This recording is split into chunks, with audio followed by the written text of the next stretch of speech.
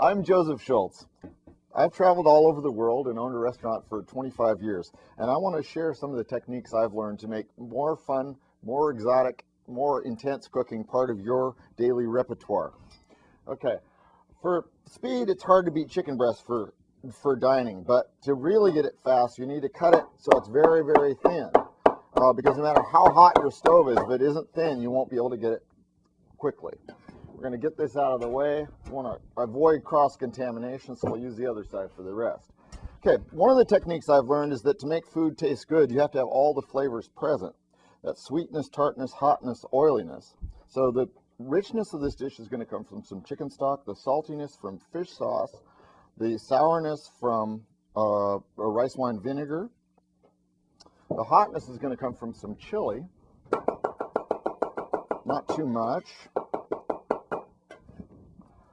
The bitterness is going to come from a little bit of garlic, and we're going to get a little more of the spiciness from the ginger, a slightly different kind of spiciness. It's not necessary to peel your ginger. Oops, necessary to not drop it, however.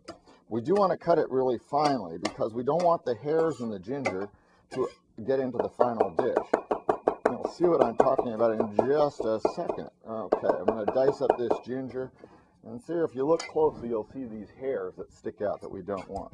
Okay, we're ready to go. We're going to flame on. We got this sauce that's ready to go. All it needs is some of the soaking liquid from shiitake mushrooms that have been pre-soaked in warm water. Put that sauce in, put the chicken in, stir it around a little bit. When I was in Paris, I had a dish like this that took me years to duplicate. What they had in it was the mushrooms, they had some bamboo shoots, and they had some onions. The onions were cut in a special way. They're slivered, not sliced. This is a sliver. The other way would be sliced. And our dish is almost ready at this point. It takes that little time when you're using a wok. I like using a wok cooking for all my cuisine because it's faster. I can do Italian, French, Brazilian, Balinese, Burmese, Chinese, Japanese, and more. Okay, to thicken up this sauce, we're going to use a cornstarch mixture, just water and cornstarch.